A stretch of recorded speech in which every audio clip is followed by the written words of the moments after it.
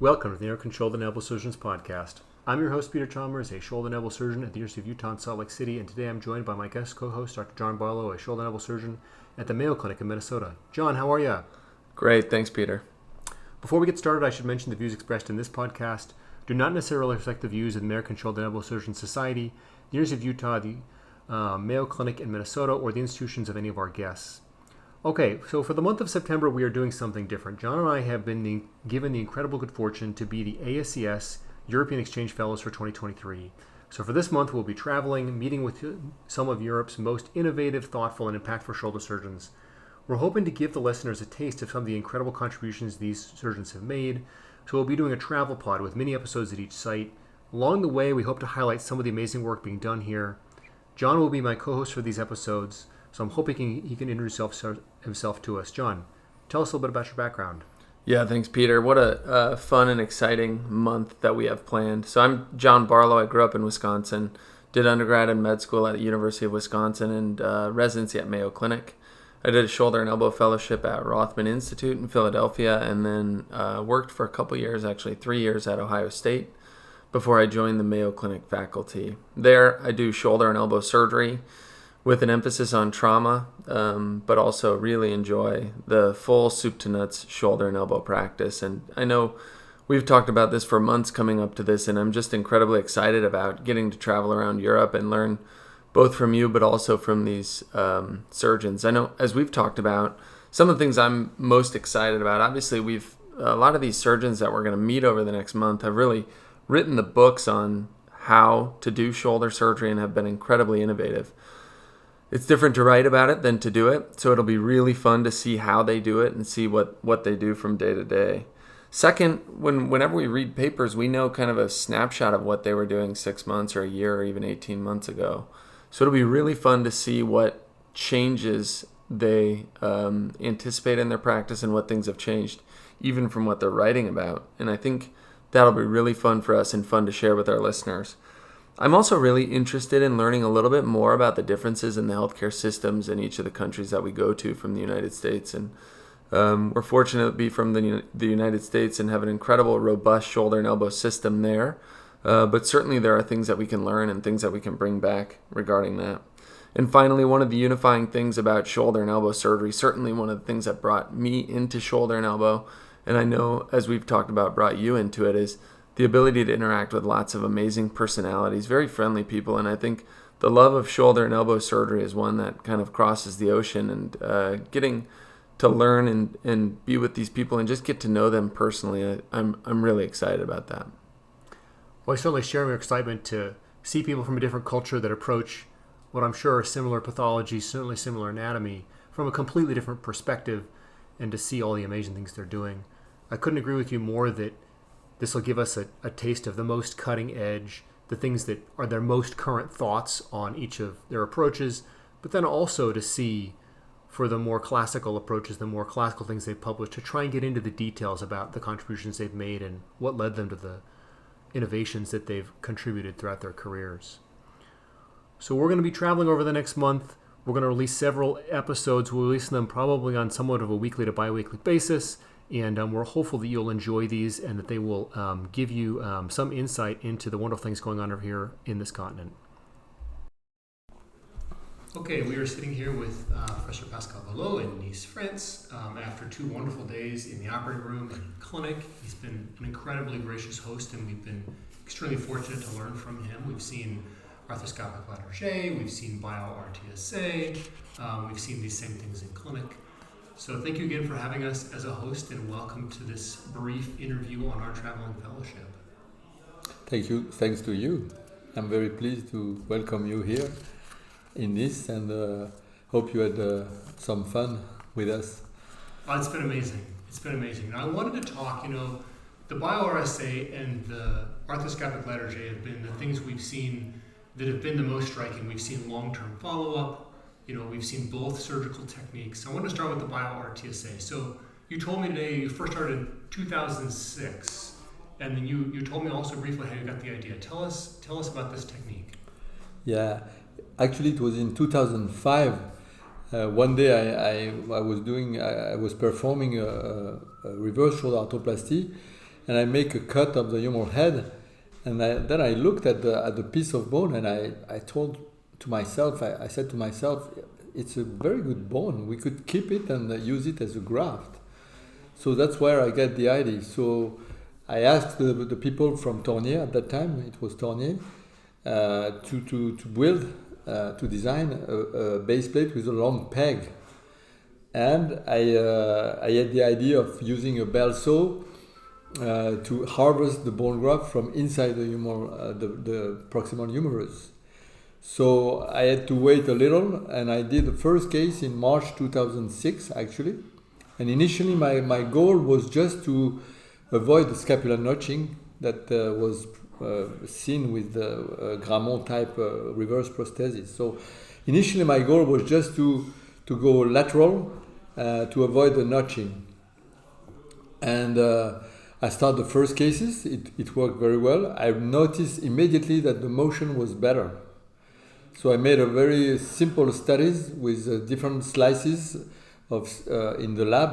6 millimeter of thickness, 8 millimeter of thickness, 10 millimeter of thickness behind the base plate, and we did a range of motion study, and we saw that, for instance, if you have a 10 millimeter thickness graft posterior to the base plate, you actually double your arc of external internal rotation. So you really increase your motion in rotation, but also in elevation, because you don't impinge as early with the acromion or with the scapula inferiorly. So it was really something very appealing. And also the other thing is that initially with the Grammont prosthesis, we had some dislocations. And when I started to do the bioRSA to lateralize the glenoid, I didn't observe anymore any instability for primary cases. You can have, of course, instability when you do a revision cases, but I must say that I cannot remember actually having dislocations with the bioRSA, except with a very severe trauma, but no more instability with lateralizing the glenoid. So that was the beginning of the story, and initially I harvested a slice of cancellous bone that was parallel. And sometimes I was not happy with my post-op X-rays because the base plate and the sphere was still looking upward a little. So as an idiot, I started to rim more inferiorly to tilt downward my base plate and my sphere. And by doing this, I lost the benefit of lateralization because I was rimming too much inferiorly. So I was going medial, and then the bone graft was just compensating for my rimming. Until I realized that if I would do an angle graft, I would be able to both correct the inclination and lateralize. And this was in 2010, and since then I never changed. My graft is angulated about 10, 15 degrees or 20 if you need more. And by doing this, by having an angle bioRSA, I can correct what we have called the reverse shoulder angle, which is the inclination of the lower portion of the glenoid surface.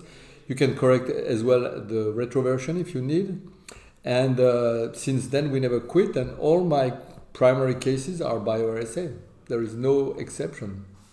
So it's so interesting to hear you talk about this, because some of these concepts are now taken as, fact by orthopedic surgeons that are training now. For instance, that lateralization improves impingement-free arc.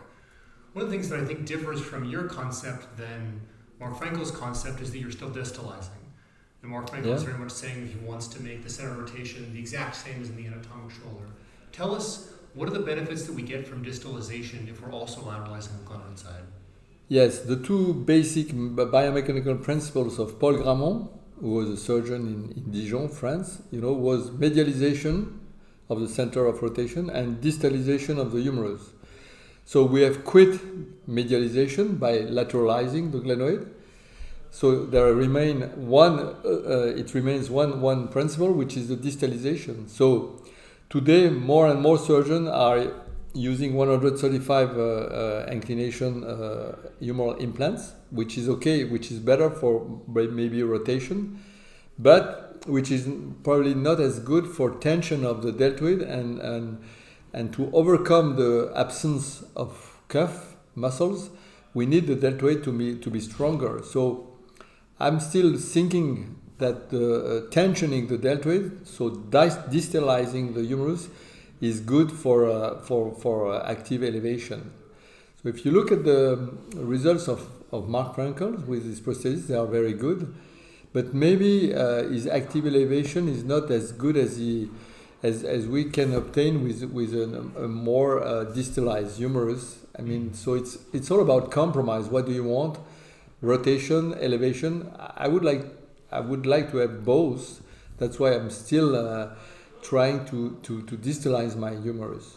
Well, we certainly saw in clinic, even at 10 and 13-year follow-up, remarkable elevation for these patients. So that emphasis has really paid off. One of the other things I think, besides the bone work, which we really get hung up on, was the meticulous soft tissue work that you do. We had one patient today, a reverse with an intact rotator cuff, and you maintained the supraspinatus. You did essentially a watertight subscapularis repair that looked essentially like an anatomic subscapularis repair. And then the other part was at the end, the thoughtful and meticulous care that you took to take down any impinging osteophytes, or we did a chromioplasty and a tuberoplasty.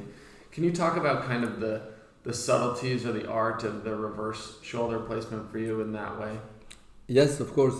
The thing is that with experience we learn what mistakes we can do, and initially I didn't pay attention at all at the potential acromial impingement, and then I realized in some patients that when you have ossification of the CA ligament in cuff T arthritis, this is hard bone here, and in addition you have bone covering the footprint in cuff T arthritis.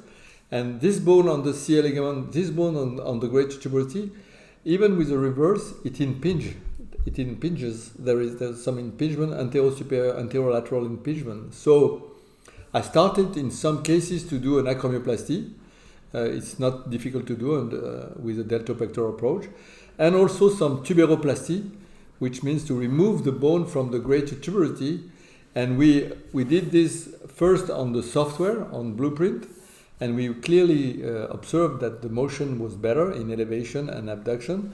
And we did it in the clinic, in the operating room. And also the motion is better. And we didn't observe any acromial fracture because of this acromioplasty. Just the tip of the acromion that we remove to avoid impingement in flexion and impingement in abduction. That's great. And one of the other things that I thought was really fun to talk to you about is one of our controversies that we're all getting hung up on is inlay and onlay stems. Can you tell us, you've simplified that for Peter and myself. Can you tell us your thoughts on inlay versus onlay? Yes. So the first prosthesis we used was a Grammont type prosthesis, the Equalis reverse. It was inlay. The problem is that the prosthesis was too bulky and sometimes it was difficult to implant. But basically, the results were good, but some instability, some dislocations were observed.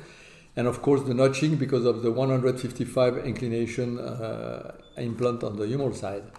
So then we came with the Equalis Ascend Flex, which is an onlay system. And at first, I must say, I was not happy at all with the prosthesis because it was too tight, difficult to reduce. And I didn't want to compromise on the glenoid lateralization because I knew that was very important to regain motion, full motion, to be stable. So I have to compromise on the humeral side. So what I started to do is to cut the humerus 5 mm below the anatomical neck to be able to place the metallic cup on the humeral side, and then the polyethylene, the smallest polyethylene possible. And by doing this, we had fantastic motion, and the reduction was possible. The thing is that now we have developed an inlay system, which is a Perform prosthesis. And so we don't want to lose the motion, the good motion that we had with the Ascend.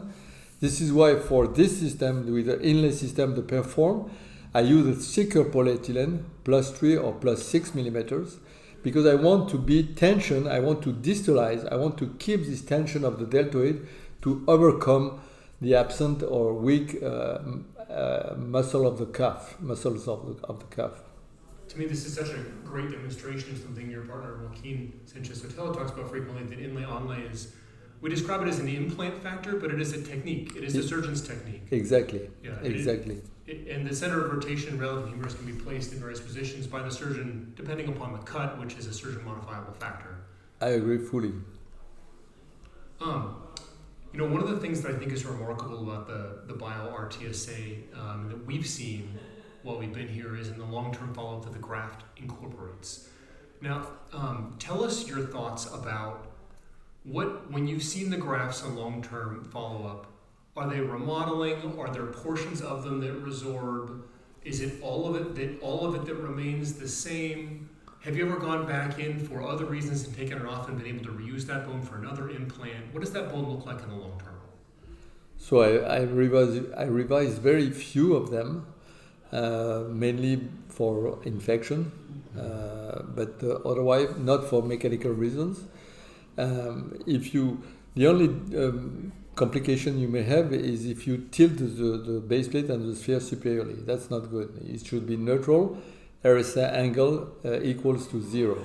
That's for sure, because this gives you compressive forces instead of shearing forces, so no loosening possible. So the graph incorporates, today you have seen patients with 10 years follow-up, 12 years follow-up, 13 follow-ups, because we are following these patients, because I can understand that people don't trust me. I can understand that they think the bone graft resorbs. There are some confusions in the literature because they mix allograft and autograft. This is pure autograft, and I can tell you, even in very elderly patients, like 80, 85 or more, it heals. It heals, and so it may resorb inferiorly if you have notching. That's why it's important to be very low with the base plate and the sphere.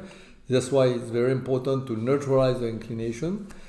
It may resorb partially in some patients superiorly, but very rarely. I mean, in most of the cases, you don't have resorption. I did not observe, at least myself, resorption of these bone grafts. And I do, as you have seen, I do CT scan each time because sometimes it's difficult to see on the X-ray. Mm-hmm. And I can understand that people are afraid if they don't see correctly the bone graft on the X-ray, but it's difficult because it's difficult to have a true epiview, number one, and to see the bone, which is not probably as dense as, it's not cortical bone, it's cancellous bone. But it's still there, and as I said, I revised very few cases, and mainly for infection, low-grade infection. Well, something that you really like that you told us in the last 2 days is that lies take the elevator, truth takes the stairs, and I think it'll be really interesting to follow it. We could see your patients coming back and the outstanding outcomes, so we look forward to continuing to follow that data over time at 10 and 13 years. Let's transition a little bit into the arthroscopic latarjet, which is another area that we talked about that you've really made accessible for lots of surgeons and obviously taught thousands of surgeons how to do that well. Can you talk about modern iterations of that? One of the things, maybe not modern to you, but you've moved to one single button, and your thoughts about button and suture fixation versus screws. Yes, I told you the story about the button. One day I had a complication. I was doing a latarjet procedure, and I fractured the coracoid process, and the bone fragment that I had was too small to be fixed with a screw. So I was in the middle of the procedure and I didn't know what to do. That's where I said to myself at that time, maybe I should try to use a button to fix it. So I pierced the glenoid neck. I put an endo button, a regular endo button posteriorly.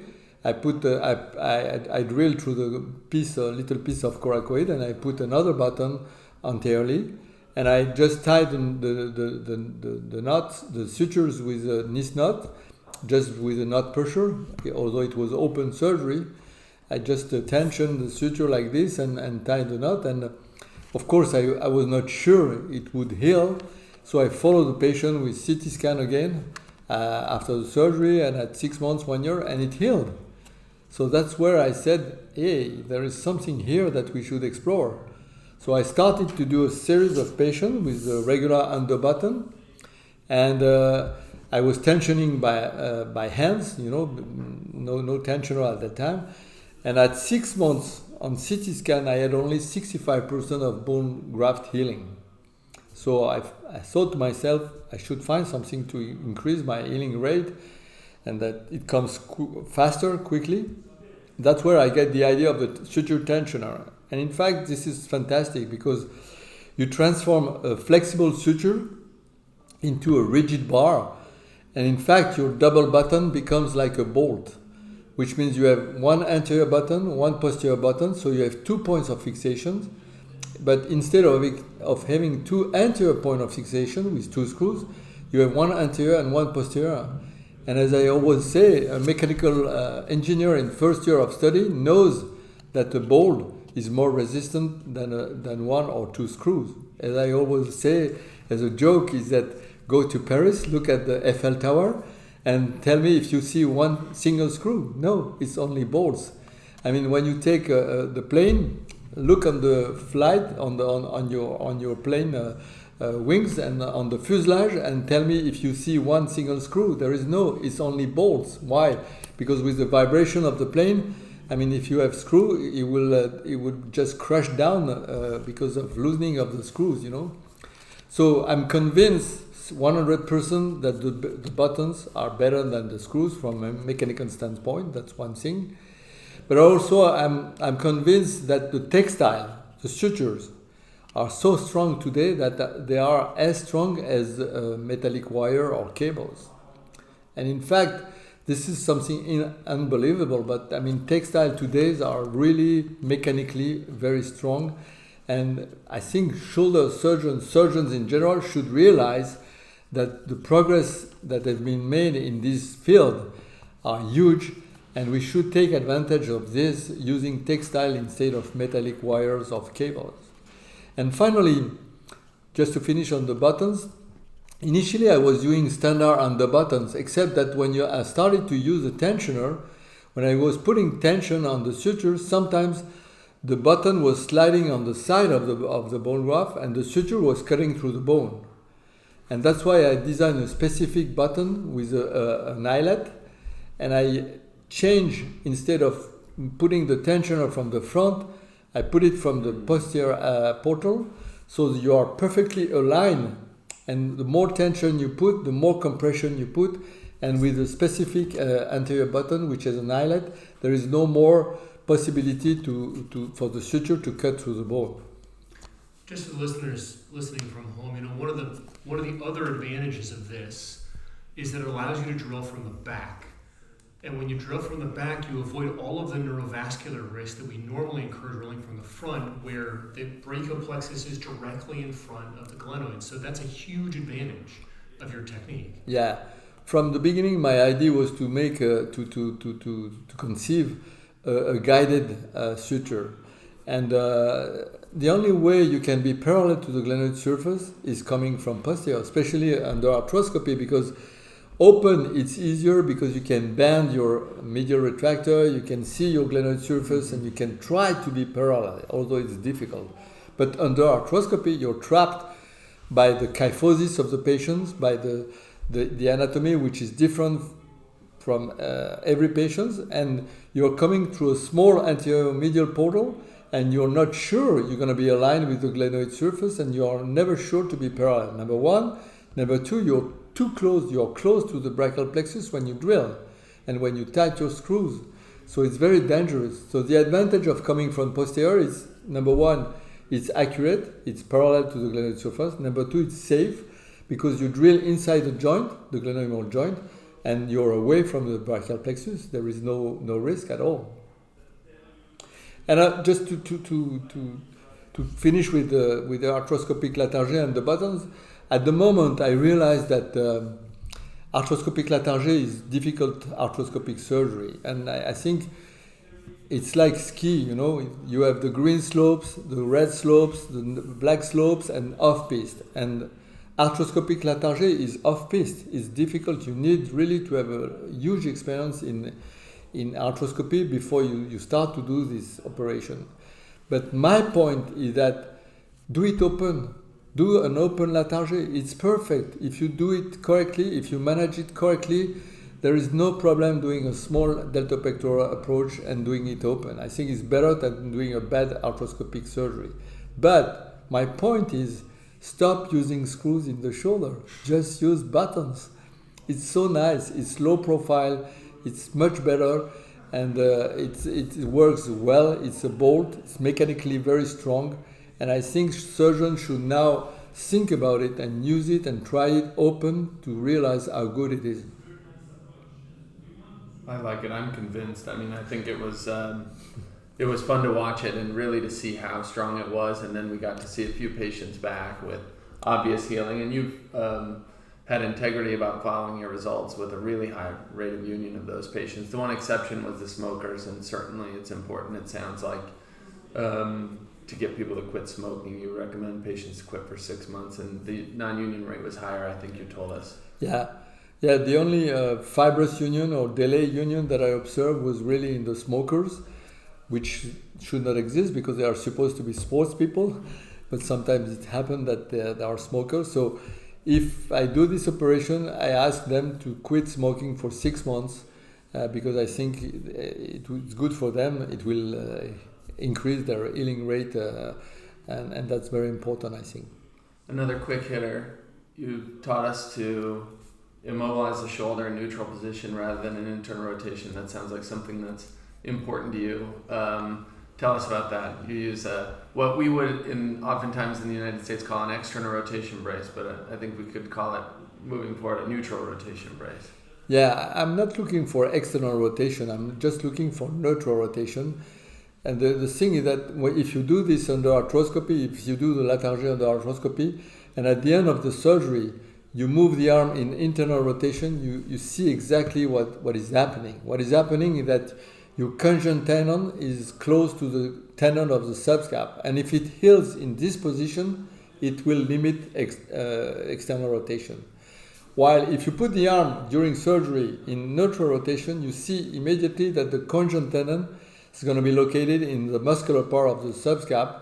And therefore, this is where it's going to heal.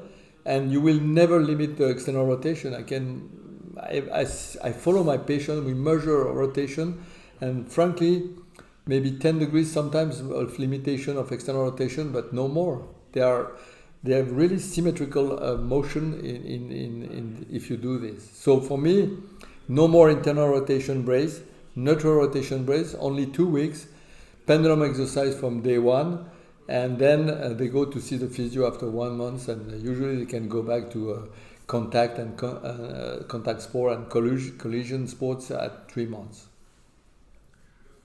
Well, this has been a real tour de force of some just a small number of the substantial contributions you've made and that we've witnessed.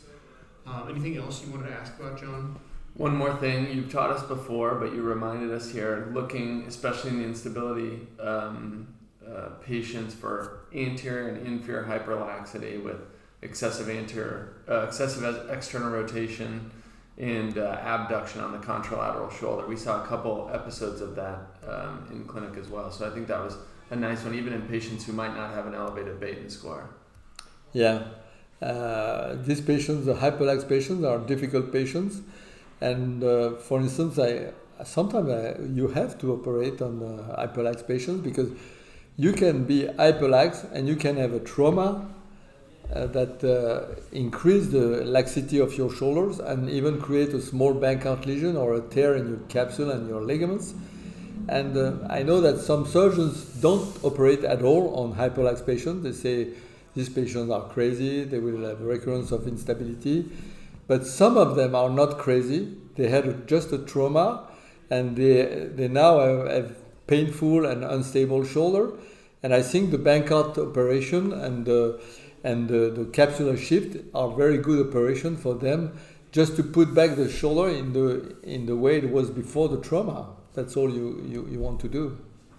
That's all I got. I could go for 2 hours with Professor Boileau, but I'll let you take us home. I want to be respectful of Professor Boileau's time, because I wish that I could have recorded all of the 2 days we had. Yeah. And we could just play that. People would listen to it, and it probably surprises you. But I really appreciate you doing this with us. I think it's going to be extremely valuable to the people who listen to the podcast. And thank you again for your hospitality. We've been, again, extremely fortunate to be your guests. Thank you for coming. I mean, it's always nice for me to have young surgeons like you, because it's very stimulating. You're asking questions, and it's, for me, I have to go forward, to go further in my concepts, and to try to explain why I do things. And as you have seen in the clinics, I don't hide anything. You have seen the results of my patients. Even you have seen some bioRSA at 10 or 13 years. They are there. They are doing well. That's why I continue. And thank you. And I'm sure you're going to you will have a great career. So take care and be happy. Well, we try. You will inspire us to do better. Thank you very much. Merci. Merci.